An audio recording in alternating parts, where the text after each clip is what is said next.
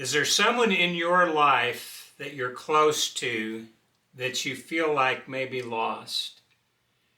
Well, I guess if we were honest, we would all probably have more than one person that we're somewhat concerned about. Now, when it's a child or a close family member, a brother or sister, maybe your parents, or maybe just a real good friend, whenever we have relationships like that, where we see somebody that's just starting to drift away from God, or maybe has drifted away completely, or maybe has never had a relationship with God in the first place, maybe they've never obeyed the gospel, it creates within us a great number of different emotions. If it's a child, probably one of the first emotions you have is anger. How could they be so selfish as to leave the Lord? How could they refuse to serve God, or how could they do that to you? Maybe it's a tremendous sadness to the point where you're just distraught over the idea that they may be lost.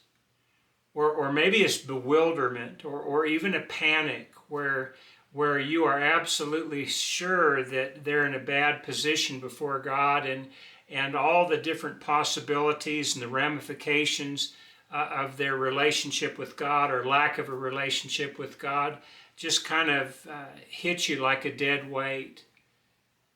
And so you panic. And then there's the grandchildren.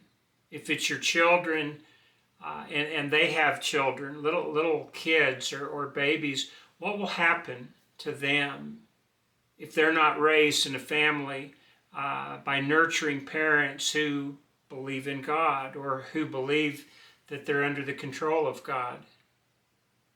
You see, all these things come into it. There's a wide variety of difficulties that are caused whenever we see somebody, especially somebody we're really close to, that is not living as they should, and we fear they may be lost. Well, this is just such a situation as we find in the 126th Psalm. God is writing about his children, the nation of Israel. And they're in captivity. They're in captivity because they have so broken his laws, and they have so left him that the only thing left for them was punishment. And so he allowed them to be carried away into captivity. But now they're about to come back. And reviewing that situation, the falling away, the punishment, but now the coming back to God, here is what God says at the end. The 126th Psalm, verses 5 and 6. Those who sow in tears shall reap in joy.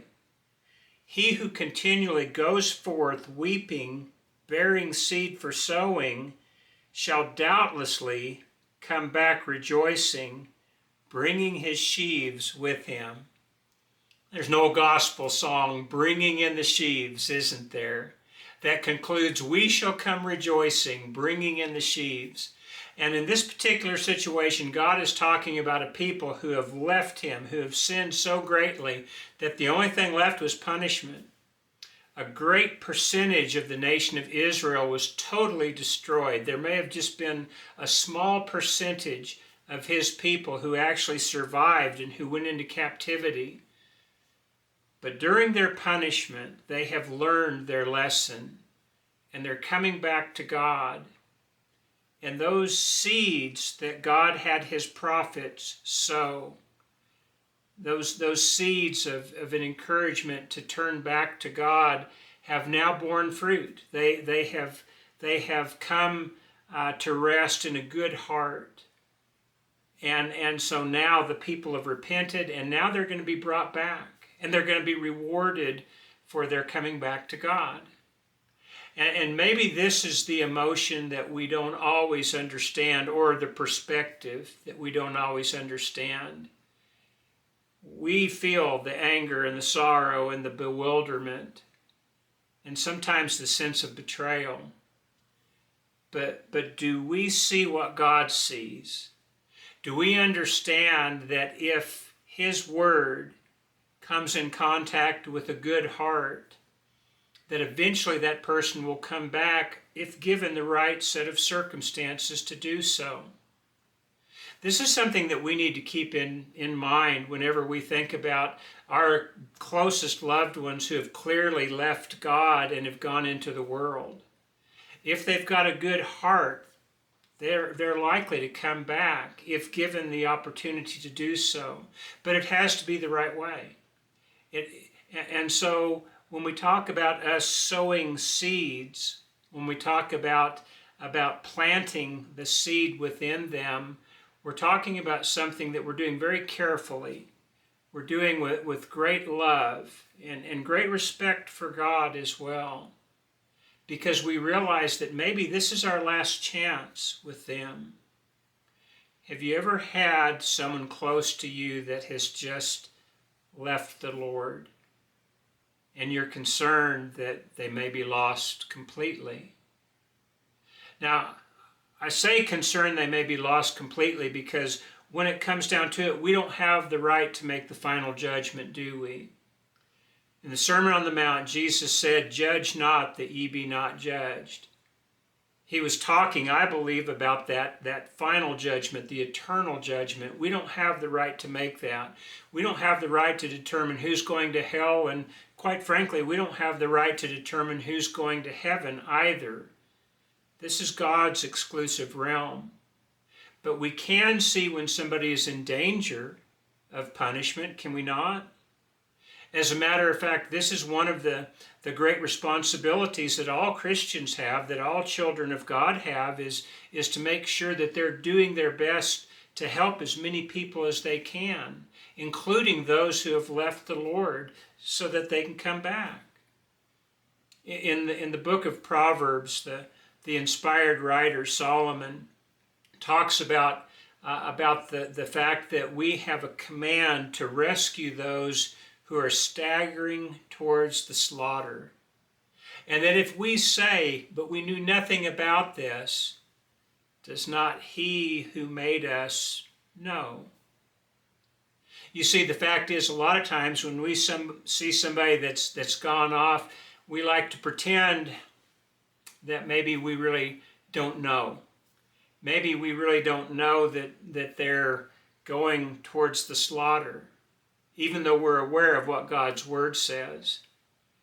And by playing this dangerous game of let's pretend, we put our loved ones at risk, because we act as if what they're doing is okay or is natural, that there's nothing wrong with it. And we allow them to go down that path of destruction.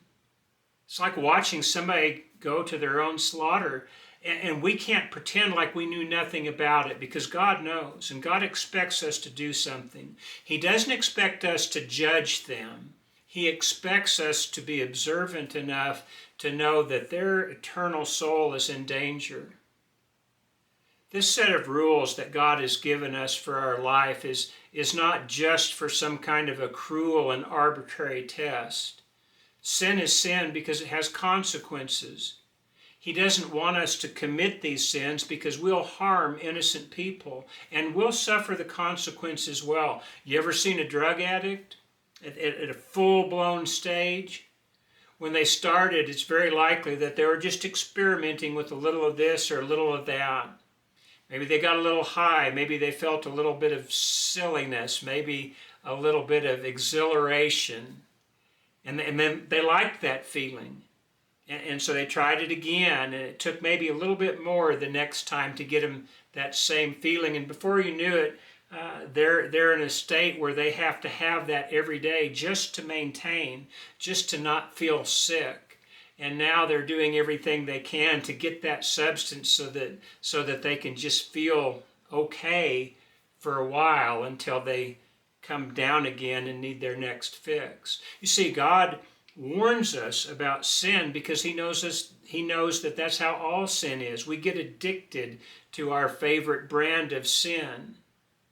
And we get to the point where we just get worse and worse, and we get deeper and deeper into the mire until it destroys not only ourselves but everyone around us. That's why sin is sin. but there is hope. We look at our loved ones and we're concerned, and we should be, but think about this. Galatians chapter 6, verse 9. The Apostle Paul, through inspiration, says this: "Let us not grow weary in doing good, for in due season we will reap the harvest if we don't give up." There are times when we're just tired of talking to our loved ones who have gone off. Maybe we've done everything we could. We've pleaded with them. We've tried to talk to them nicely. We've talked to them mean. We've nagged them. We've begged them. We've done everything we can, and we're just tired. And sometimes we just wash our hands of the whole situation. And essentially, by doing so, we cut what may be their last lifeline. We have to be cautious on that. We have to be cautious on the way that we try and rescue those who are perishing.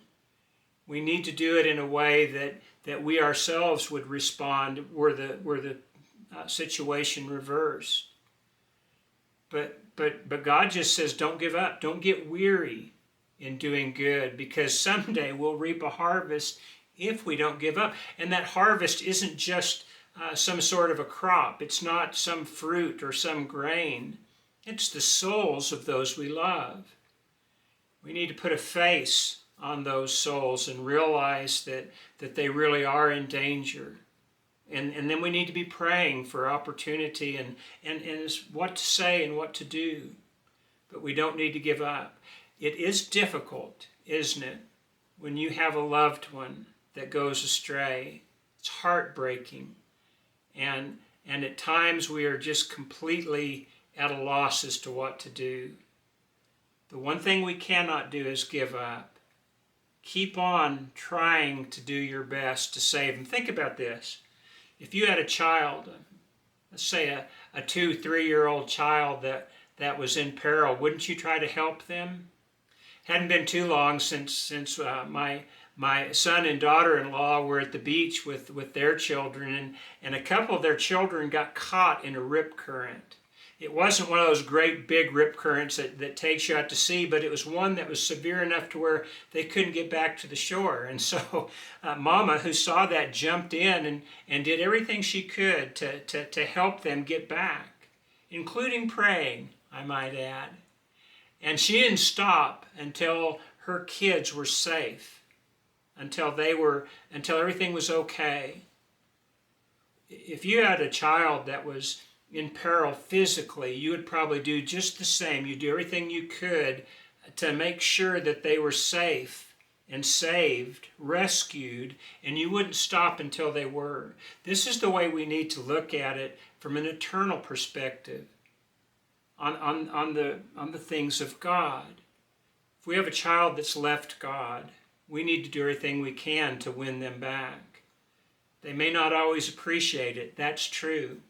If you have a brother or a sister or a parent or a good friend or a spouse even that's gone off and doesn't particularly want to be rescued, they may not always appreciate it. And so you might have to back off and try in a different tact. Not from a perspective of trying to trick them or fool them or guilt them into something, but to help them to see that they are in peril and that they need to do something. If they have a good heart, there will be a point where they'll respond if they have the right circumstances. Let's make sure that we do our part to give them the right circumstances to do so. It'll mean a better life for them. It'll mean a better life for everyone around them. It will change their generations of their family if they come back to God.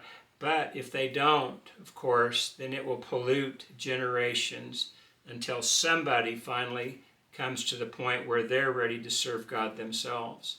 There's a lot at stake in this. Too much so for us to be paralyzed into inaction. Way too much for us just to finally get so tired of trying to help that we give up completely. There may be moments that we have to back off. We certainly don't need to be overbearing in this, but I believe we need to be consistent and rather persistent, because nothing less than their eternal life is at stake. If we can help them, then these seeds that we're sowing in tears someday we'll reap a harvest of righteousness that we'll be able to reap in joy. There is a fact that part of what we do here on earth is to try and sow the seeds so that we can help bring in those sheaves. Those sheaves are souls. We know we're just doing our part. Remember what Paul said when he was talking about what he and Apollos were doing? He said, we're just workers. He said, I planted the seed and Apollos is watering it, but God gives the increase. Don't ever forget that. You're just doing your part. God will help you with the increase. Just make sure that you're doing your part and don't get so tired that you give up. The souls of those you love are at stake, and maybe your own as well. Well, I appreciate your tuning in today. I hope this gives you something to think about and hopefully something that gives you hope and encouragement to continue on if you find yourself in such a situation. But again, thank you for listening today. I hope we'll see you next time. God bless.